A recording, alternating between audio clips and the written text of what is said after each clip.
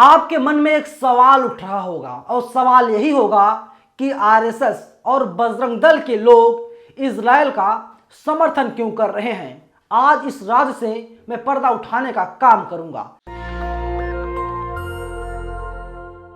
नमस्कार, मेरा नाम है नवीन कुमार नंदन और आप देख रहे हैं नेशनल दस्तक। आप सबको पता है बीते 4 हफ्तों से किस तरीके से फिलिस्तीन और इजराइल का युद्ध चल रहा है, लेकिन एक बड़ा सवाल बना हुआ है। सवाल यही है, आरएसएस, बजरंग दल वाले और बीजेपी वाले लगातार इजराइल का समर्थन क्यों कर रहे हैं और बीजेपी वाले, आरएसएस वाले ये क्यों कह रहे हैं नेतन्याहू तुम संघर्ष करो, हम तुम्हारे साथ हैं। ये जो राज बना हुआ है, इस राज से मैं अब पर्दा हटाने जा रहा हूं। मैं आपको बता देना चाहता हूं, फिलिस्तीन में अल-अक्सा मस्जिद है और अल-अक्सा मस्जिद में कौन से लोग जाते हैं? यहूदी नहीं जाते, मुसलमान जाते हैं। और जो खेती पूरी की गई है और की जा रही है, ये सारी खेती नफरत की खेती लगातार हो रही है, क्योंकि जो है कि हमारे देश के जो हिंदू हैं, जो आरएसएस में कहते हैं मैं हिंदू हूं, मैं आरएसएस के लिए काम करता हूं, मैं बजरंग दल के लिए काम करता हूं, इनमें इतनी नफरत भर गई है कि ये लोग चाहते हैं मुसलमानों को मार दिया जाए। फिलिस्तीन में कौन से लोग रहते हैं बताइए जरा? फिलिस्तीन में मुसलमान ही रहते हैं। और जो नेतन्याहू हैं, नेतन्याहू लगातार मुसलमानों को खत्म करने की कोशिश में जुटे हुए हैं। मेन वजह यही है। अब आप देखिए, इजराइल ने फिलिस्तीन की जमीन पर कब्जा किया हुआ है। फिलिस्तीनी अपना हक मांग रहे हैं, लेकिन नेतन्याहू उनको उनका हक नहीं देना चाहते। मैंने डेटा इकट्ठा किया है और आज मैं डेटा के हिसाब से, डेटा के आधार पर आपसे बातचीत करूंगा। बताइए, अपना हक मांगना क्या गुनाह हो गया है? और हमारे देश के प्रधानमंत्री किसके साथ खड़े हैं? नेतन्याहू के साथ खड़े हैं, इजराइल के साथ खड़े हैं। हालांकि ये कोई पहला मामला नहीं है। हिटलर एक जमाने में हुआ करता था, तो वीर सावरकर, गोलवलकर, ये सभी लोग हिटलर के पक्ष में खड़े थे। सताने वाले के ये लोग जो है कि जो सता रहा था उसके साथ में खड़े थे और जिसे सताया जा रहा था उसके खिलाफ ये लोग थे। अब आप देखिए, लेकिन सवाल यही है कि ये जो सुधीर चौधरी हैं, रुबकल याकत है, ये लोग इजराइल के साथ क्यों हैं? पता है आपको? क्योंकि इन्हें माना जाता है कि ये राइट विंग के पत्रकार हैं, यानी जो पार्टी केंद्र सरकार में है, जिसकी सरकार केंद्र में है, उसका ये लोग समर्थन करते हैं और इसीलिए ये लोग भारतीय जनता पार्टी का खुल के समर्थन कर रहे हैं। रुबकल याकत हूं या तमाम जो देश के पत्रकार हैं, जो तमाम लोग इजराइल गए हुए थे, इनकी हिम्मत नहीं थी, या यूं कह ले इनकी मां ने दूध नहीं पिलाया था इतना कि ये लोग गजा में चले जाते हैं, ये लोग फिलिस्तीन में चले जाते हैं, वहां से रिपोर्टिंग करते हैं। क्योंकि फिलिस्तीन में थोक के भाव सामूहिक कब्रें बन रही हैं, क्योंकि लोगों को, फिलिस्तीनियों को मार दिया गया है और इसीलिए ये लोग वहां पर नहीं जा रहे हैं। सच दिखाएंगे तो दुनिया जागरूक हो जाएगी। और जो लोग हमारे देश में फिलिस्तीन के समर्थन में आंदोलन कर रहे हैं, उनको गिरफ्तार किया जा रहा है, डिटेन किया जा रहा है, एफआईआर दर्ज किया जा रहा है, परमिशन नहीं दी जाती कि आप फिलिस्तीन के समर्थन में आंदोलन कीजिए। और तमाम लोग कह रहे हैं, एक हैं सुरेश चौहान के, वे कह रहे थे कि यादव ही यहूदी है, ऐसा उनका बयान था कुछ। लेकिन एक बात बताइए, यादव और यहूदी में दूर दूर तक कोई संबंध नहीं है, क्योंकि जो हिंदू हैं, यहूदी जो हैं, यहूदी कभी भी मूर्ति पूजा नहीं करता और हिंदू जो हैं वो मूर्ति पूजा करता है। यहूदी हमेशा मूर्ति पूजा खिलाफ रहता है, किसी देवी देवता की मूर्ति नहीं बनाता है। यहूदियों में खतना होता है, हमारे देश के हिंदुओं में कोई खतना नहीं होता। मुसलमानों को मारा जा रहा है और इसीलिए आरएसएस वाले, बजरंग दल वाले इस वक्त इजराइल के साथ खड़े हैं। और वहीं देख लीजिए, एक कोई है चितपावनी ब्राह्मण, और बताया जाता है कि इजराइल से लोग आए थे, ऐसा कहा जाता है, कोई इसका बहुत ज़्यादा कोई प्रूफ नहीं है। और इजराइल से लोग आए थे और जो है कि ये लोग भी इजराइल के साथ खड़े होते हुए दिखाई दे रहे हैं। लेकिन वही देखिए, जब दूसरा विश्व युद्ध हुआ था, दूसरे विश्व युद्ध के दौरान, उसके विश्व युद्ध के पहले और बाद में, तो हिटलर ने नरसंहार शुरू करवाया था, बेगुनाहों को, लोगों को मारा जा रहा था। और हिटलर जो था वो यहूदियों की भी मार रहा था। यानी जो यहूदी हैं, जिनके पक्ष में हमारे देश के प्रधानमंत्री आरएसएस वाले, बीजेपी वाले खड़े हैं, तो इस हिसाब से लोगों को तो जो है कि यहूदी जो मार रहा था उसके खिलाफ होना चाहिए था, लेकिन नहीं, ये लोग हिटलर के साथ भी खड़े थे।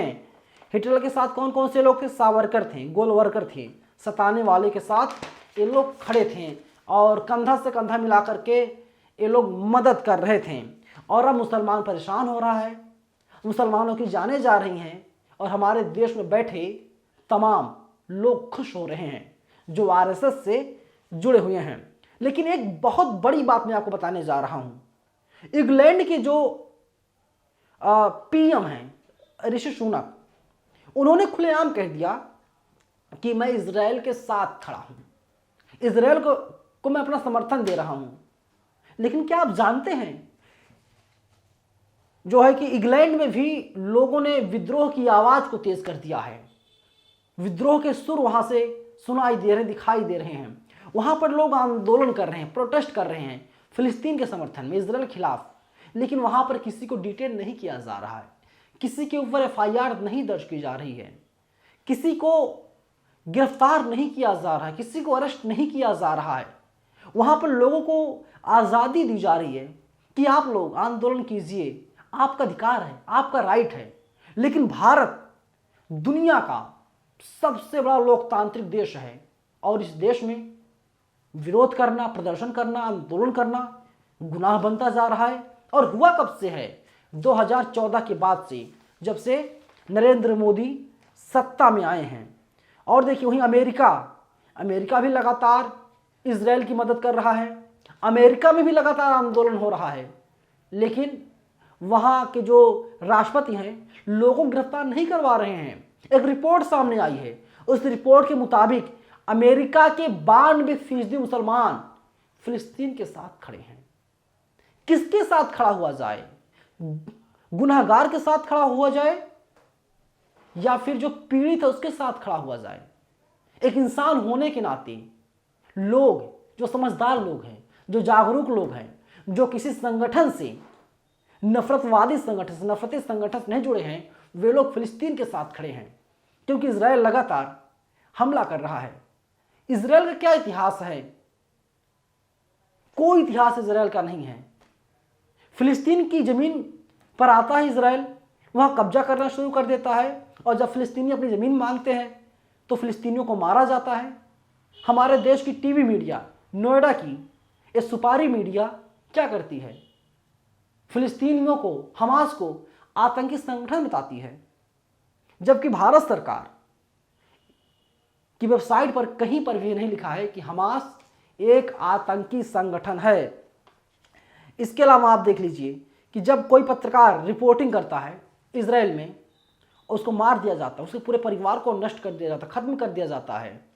का जो ब्यूरो ऑफिस था उसको बंद कर दिया जाता है, क्योंकि अल जजीरा सच्ची रिपोर्टिंग कर रहा था। और ये जो तमाम लोग हैं, राइट विंग के लोग हैं, इनका कुछ भी नहीं हो सकता है। आप बताइए, क्या आंदोलन करना गुनाह हो गया है? इजराइल के साथ भारत का कनेक्शन क्या है? ये बहुत बड़ी बात हो जाती है। कितना व्यापार हमारा है? हमारा व्यापार सऊदी के साथ है, हमारा व्यापार तमाम और देशों के साथ में है। फिलिस्तीन हमारा दुश्मन कैसे हो सकता है? दुश्मन कौन होता है आपका? दुश्मन वही होता है जो आपको नुकसान पहुंचाए। लेकिन फिलिस्तीन ने कितनी बार हमारे देश पर अटैक किया जो हम फिलिस्तीन के खिलाफ हो गए? जवाब है आरएसएस वालों, बजरंग दल वालों, जवाब देंगे आप लोग? मुझे पता है आपके पास कोई जवाब नहीं होगा। देखिए, चाहे ओमान हो, सऊदी हो, दुबई हो, यहाँ पर कौन से लोग रहते हैं? हमारे देश के ही लोग वहाँ पर रहते हैं, और एक दो नहीं, लाखों की संख्या में रहते हैं। तमाम चीज़ों का आयात और निर्यात होता है, तमाम चीज़ें हम खरीदते और बेचते हैं। और हमारे देश की ये नफरती मीडिया गजा में नहीं जाती, वहाँ से रिपोर्टिंग नहीं करती, जहाँ पर बच्चों की, मासूम बच्चों की सामूहिक कब्रें बन रही हैं। छोटे छोटे बच्चे हैं, किसी को 2 साल, 5 साल, 10 साल, 15 साल, 18 साल, 20 साल, उनकी कब्रें बन रही हैं। उनको मार दिया गया है। उनकी क्या गलती थी? नेतन्याहू के पास कोई जवाब है? बाइडेन के पास कोई जवाब है? बाइडेन का भी बयान आया था कुछ दिनों पहले। बाइडेन ने कहा था कि बच्चों को मारा जा रहा है, ये बहुत गलत है, इसकी निंदा की जानी चाहिए। लेकिन अमेरिका लगातार इजराइल को हथियार दे रहा है और इजराइल लगातार मजबूत हो रहा है, क्योंकि अमेरिका की ही देन है और तमाशा बना दिया गया है हमारे देश को।